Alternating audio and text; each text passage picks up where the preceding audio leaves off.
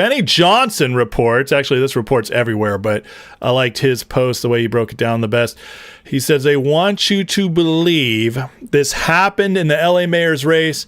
Third place jumps to first in every ballot drop after Election Day. Defies all mathematical probability. Law of averages has never happened in U.S. election history. We're going to get to that in a minute. No one with a functional brain believes this. I tend to agree with that. I was listening to Two-Way this morning, which I always listen to Two-Way. I'm not promoting it. I'm not telling you guys to do the same. I personally like it, not because I agree with it, not because I think Mark Halperin's on the up and up, but I like Larry, the MAGA guy they have on there. And I'll tell you, they do a great job of breaking down the main stories from DC. That's what they do well. And so I always listen to hear what people are talking about. I listen to hear the other side, what they're thinking. I listen to hear what the middle people, the establishment, is kind of narrative is, and it's interesting. It always is. And now what the narrative they're pushing right now really hard is that this isn't fraud. It's never fraud. It's the system is messed up, and they definitely could clean this up. It doesn't look good, but there's no evidence of fraud. That's crazy talk. Nobody really thinks that, and that's the narrative they're pushing because they want you to not believe your own eyes. Well, I'm sorry, but guys, there's just no explaining this. So here's Pratt election night. It came in pretty strong early morning, way ahead. Third place candidates do not keep gaining like this. It just doesn't happen because there's two Democrats, and we already know that the one Democrat, Karen Bass, has the support. So they're asking us to believe that this second Democrat that most people either hate or don't even know who that is, that she overwhelmingly keeps gaining, even over Karen Bass in the mail-in counts. How does anybody reconcile that with any kind of honesty? There's just no way. And you see how Pratt leaped off the page in the beginning and completely plateaued until she overtook him. Guys, that just doesn't happen. It just does not happen, okay? There's never in American history been a third place candidate who has risen and overtaken like this. Mail-in votes are not suspiciously all for the last place person. I'm sorry. This is less believable than Joe Biden. This is less believable than if Kamala Harris had surged at the end, because that's at least a two-way race. And you can make the argument. There's, a little more one-sided. Maybe it's 60-40 mail-in ballots. Okay, maybe because of demographics. No one can make the honest argument that the third place no-name candidate is the most popular when it comes to mail-in.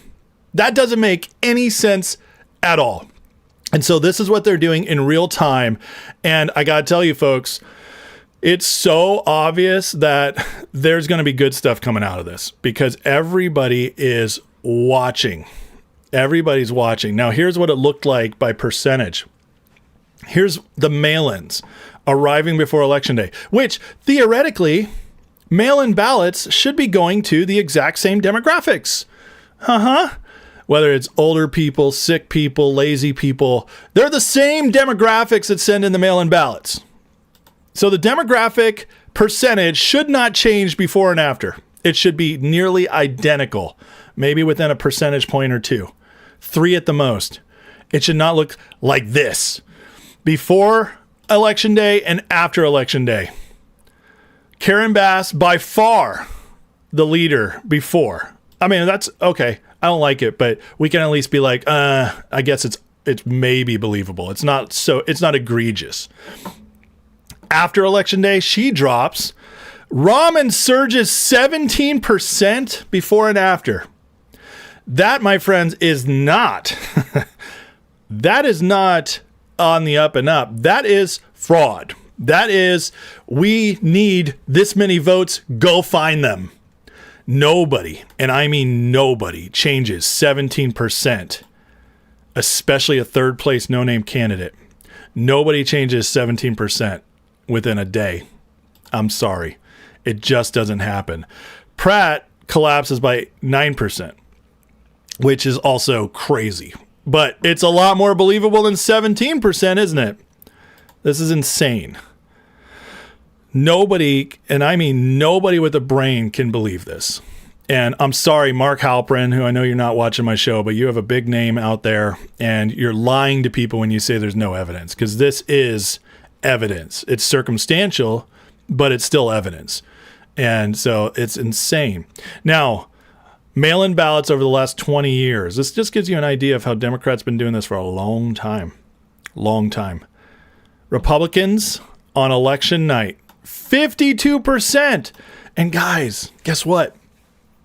That's before Trump, because this is 20 years. This goes back to 2006, 2004 range. What does this tell you? That even during the Obama years, Republicans were at least close or barely under, because we've held a 4-point advantage overall on election night. That's a red country, folks. But the elections decided after election night, Democrats win 80% of them. So when it goes past election night and they keep counting, 80%. Now, this is not good news for them, especially with what the Supreme Court is working on. Now, with all this going on, I mean, listen, Rahman even lost her own district to Spencer Pratt and Karen Bass, but now she's winning them beating them both in the mail-in. You don't lose your own district and then overwhelmingly win in later votes. That's, again, it's so crazy. But we got to show you.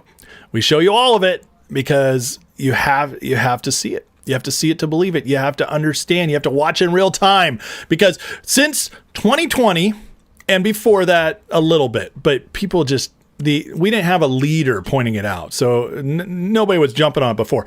But since 2020, we have known and seen insane stuff. People are waking up to how crazy this all is. However, the difference is in 2020, a lot less of us, I was one of them, but I was in the minority, were watching it and knew the night of. We could tell the difference. Most people went to bed thinking Trump won, woke up, he didn't, and they were like, oh, that's strange. This is weird. I don't like this feeling. I watched it in real time. I watched as 300 ballots came in at whatever it was, 2, 3 in the morning in my time when I was watching it in Texas. And I was like, they just stole it. They did. Oh my God. I have a Facebook post from that the next morning, writing it and detailing it all down. I got the receipts. I called it in real time. But most people didn't believe this happened in our elections before then. Now, there's a huge amount of Americans watching this carefully, and it's waking them up because it's so insane. It's absolutely so insane. Now, we're seeing stuff like this come out. Lots of people all over the place says, I always thought Trump's accusations about stealing the elections in 2020 were BS. I believe the results back then were legit. Now I'm seeing the extremely odd mail ballot results in California races. I'm not so sure anymore. People are waking up. Here's Doris. Lived in California, registered as a 126-year-old who's voted in 51 elections and had no ideas. Here's a little Nick Shirley showing us what's going on. So how old is this person who's eligible to vote here inside the United States, inside the state of California? 126 based on the Secretary of State. And this is Doris. Yeah. And now we're going to see if Doris is home. Are you Doris? She's right here. Yes. Hello, Doris. Yes. How are you doing? I'm good. We're just going through the voting rolls here, and we're just confirming anybody who's above the age of 100 years old. And right here it says you're 126 years old. No, you got the wrong house. That's a lie. Are you Doris Wood? Yeah, but you got the wrong house. I'm Doris, but you got the wrong place. That's the wrong information, all that stuff. No, that's wrong. Oh, here, I can show you if you like. No, it's just that it's wrong. How come you think here in California they're just messing up on all these voting rolls here? I don't know, because I don't know what you're talking about. Yeah, it says he voted in 51 elections, Doris. No, not me. Really? I'm not no 100-something years old. I know. I said I wasn't. I just want to make sure you're not 126 years old. No, I'm not. Yeah, it really does say you're 126 years old here. No. Says- Who did this be 126? That don't even make sense. I know, that's what the Secretary of State says. Well, the Secretary of State is wrong. Okay, well, Put it like this, I was born in 1940, so you figure that out. all right, Doris. You have a good evening. Wow. Wow. Now, was she scared? Is she complicit? Did she really not know? Who knows? It doesn't matter. The point is, she's obviously not 126 years old. And she probably hasn't voted in 51 elections, but crazy stuff. So it keeps going. You know, this kind of stuff's coming out in real time. Again, California is a big deal. People are watching this. This became, thanks to Spencer Pratt, a national race, which we don't get national races from California primaries, right? Nobody cares about this stuff except this year. Now, we're seeing more and more of these messages. I got a text tonight from a Democrat friend. Anyone with eyes can see what happened. What a clown show is the text. I'm a liberal from San Francisco. I went to college in Madison. Now I live in West LA, and even I'm livid. This is very good. See, sometimes you got to do temporary losses to get long-term gains. And I'm starting to think this might be what's happening because, again, people are waking up. They're seeing it. Excellent news. Now, a couple of good things still going on here. Steve Hilton, his lead was far enough ahead. He's going on to the general. That's excellent. We want that. We want a Republican in there. It was close. They tried to take it from him. I mean, look at the shooting up. Okay, like the Becerra, he got a bunch at the end, and but Steyer just kept plummeting, even though they tried to close it. And I believe Hilton is going to come in second, which he was first. So, you know, there's some optics going on there. They didn't want that to happen, but they weren't able to take it away from Hilton. So that's good news. The other good news is this. Democrats, they were counting on, after redistricting, this to be a Democrat seat. And the Democrat could not beat either of the two Republicans. And so now you have a Democrat locked out. So the redistricting has blown up a little bit in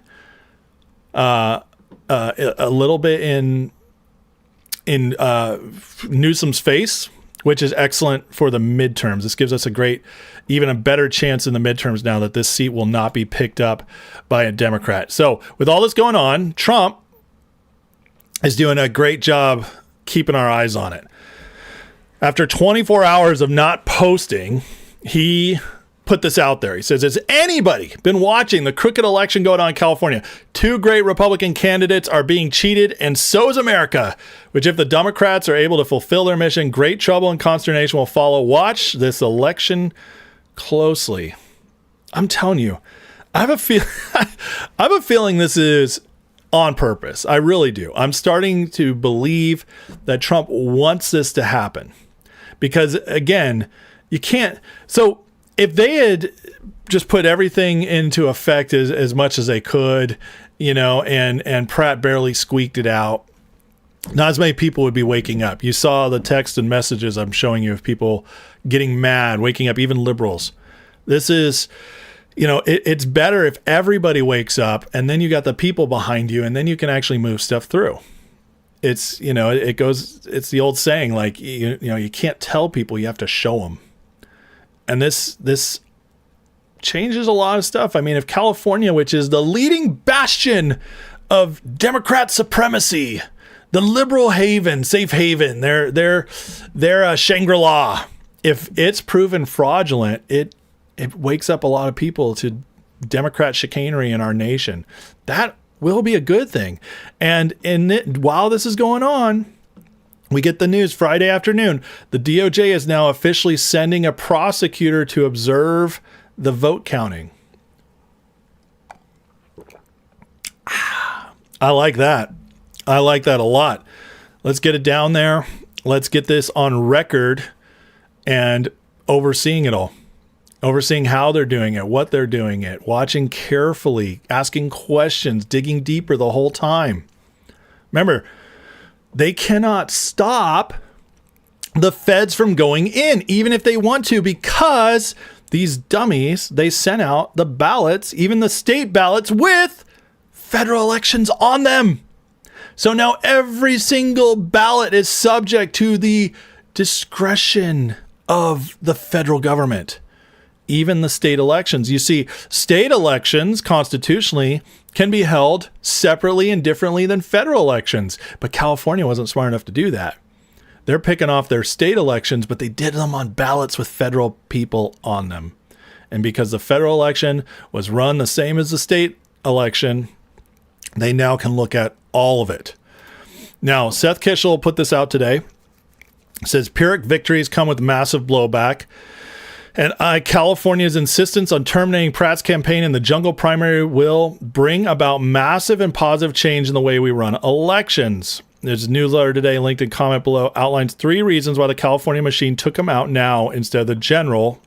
All of the wrong choices, might I add. So let's look at what Keshel has to say here. He says, let's see, get down to the reasoning here. Here's the chart again. Reasons why Pratt couldn't be allowed in the general election. The new wave of marketing. His marketing is so good and so cheap that he had a chance. With months more to go, weeks more to go, he had a chance to actually win because he could have convinced so many people over time to turn against Karen Bass, to wake up to what's going on. So they don't want to do this. They don't want to mess with it. And the rest is paywalled, of course. But oh man. Anyways, the point though is that Keshel is absolutely right. And this is the smartest guy when it comes to elections in America. He nailed 2024. He watches all the registrations. He has the data going back a very long time. And he's been fighting for election integrity for, 20 years, 15 years. The guy is a wonderful follow and I highly recommend it. But he's saying what I'm saying, okay? And that is that this has a silver lining behind it. In an election midterm, one of the best things that could happen for us is that this goes on the primaries. Because now there is time before the general election. You have, right now, it's June. It's the 6th month of the year. We have 5 months until November. That's almost half a year. It's plenty of time. Plenty of time to get awakening, plenty of time to get an outcry from the public, and plenty of time for Trump to expose a lot before the midterms. Now, if it gets proven beyond a shadow of a doubt that this election was stolen, that, my friends, is going to wake up a lot of people for the midterms, because no matter what's going on with gas prices, no matter what's going on in Iran, the American people are not going to vote for fraudsters. They're not going to vote for people who took away their vote. Now, I know what you guys are saying. Oh, yeah, there's a lot of people who will vote for that. I get you. But not the mushy middle. All we need to do is peel off 1 to 5%. That's it. And I guarantee you 1 to 5% will reject them if this is proven. So this is actually a very big deal and could be very, very good for us heading into the midterms. Now, Trump is doubling down on all of it, including the push for redistricting amongst Republicans. Many states said, hey, we're too far in. After the Voting Rights Act was struck down, we're too far in. We already held our primary. We can't do this. And Trump sent out the message this weekend. We can't allow there to be an election conducted unconstitutionally for the convenience of state legislatures. If they have to vote twice, so be it. We should demand state legislatures do what Supreme Court says must be done.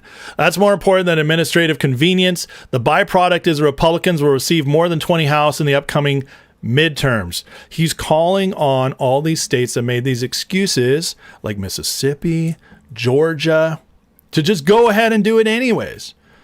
And he's setting the stage, by the way, that any of these states that send election results in that don't abide by the Voting Rights Act the way the Supreme Court has now interpreted it, that any of the states do not abide by this federal law, they could refuse to seat their people elected. They could refuse to seat their House representatives that they send up.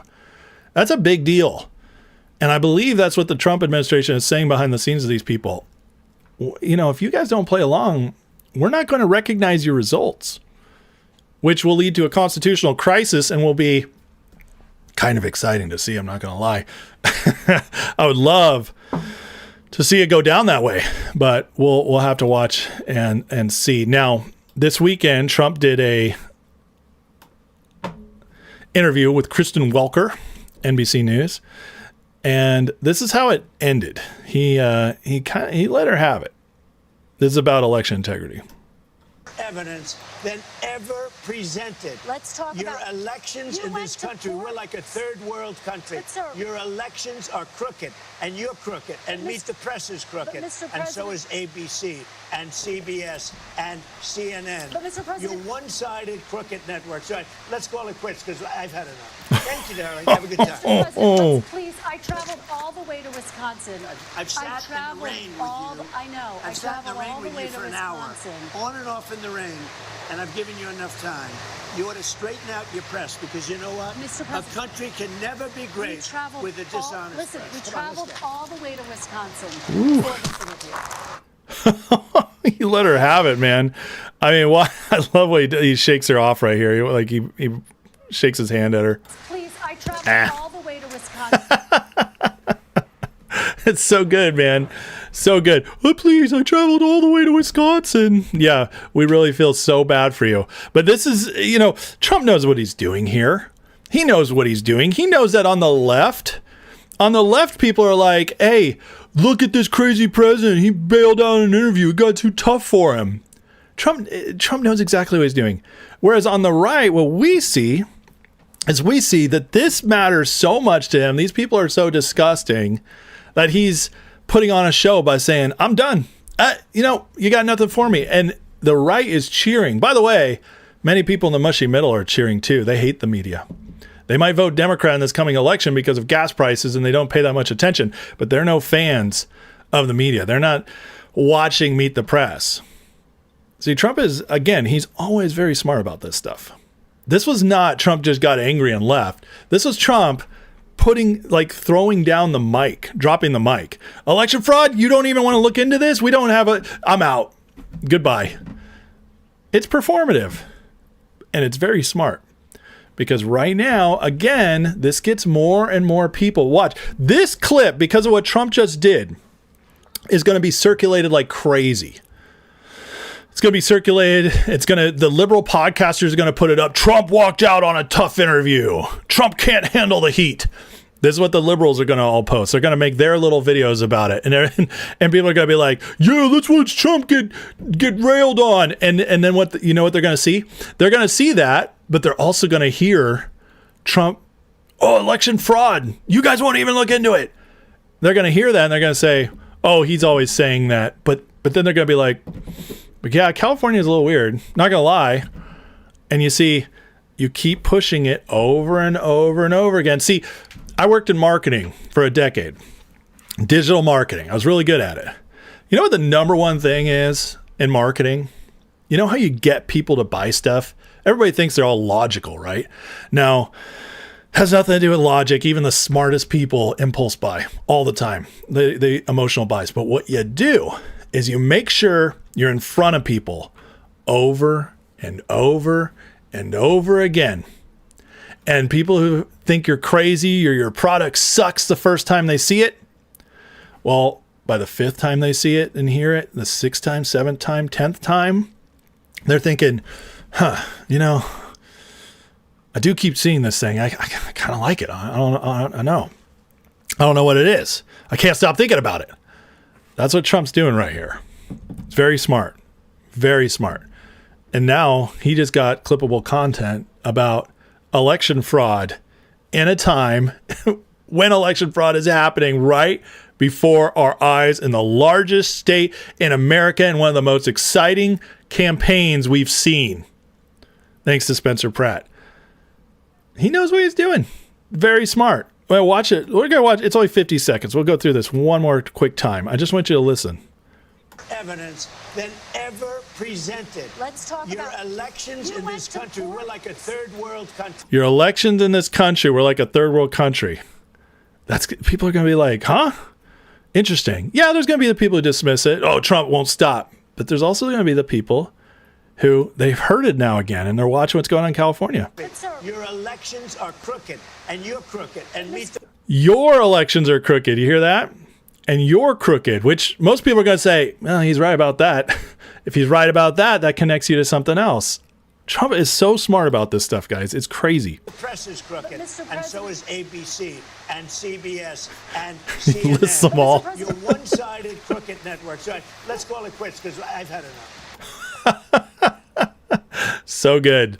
He did it so well. By the way, what a filter they put on him. They really oranged him up. Can you tell that? Can you see that? So insane how they play this game. Now, with all this going on, the election fraud, Trump calling it out and continuing to keep our eyes on this, all that.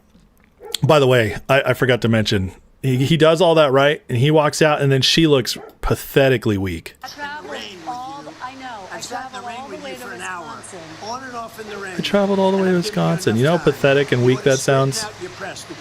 Sorry, I was reminded to go look at that again as I pop back.